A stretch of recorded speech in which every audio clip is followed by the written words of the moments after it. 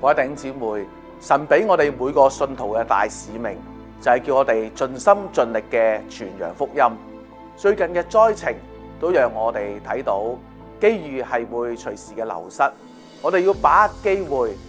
救人如救火，努力嘅去搶救人嘅靈魂。喺度，我鼓勵弟兄姊妹去報讀三福，接受完整嘅裝備，我哋去回應神呢個嘅大使命。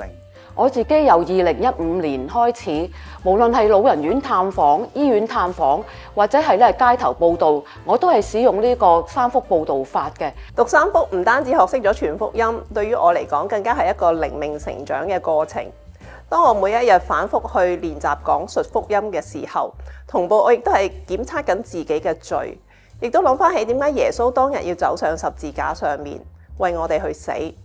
更加體會到呢個救恩嘅可貴，慢慢我同耶穌嘅關係就越嚟越親密啦。喺當中，我帶咗唔同年紀同埋背景嘅人決志歸信耶穌，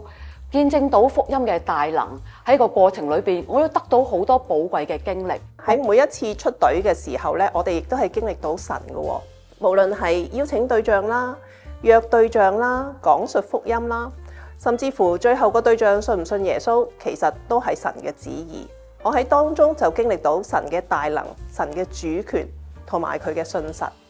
同埋咧喺三福裏面咧係成個團隊嘅，裏面有好多弟兄姊妹咧都好有傳福音嘅熱誠。我喺裏面成長咧係多咗一個關顧人嘅心，亦都係多咗愛靈魂嘅心。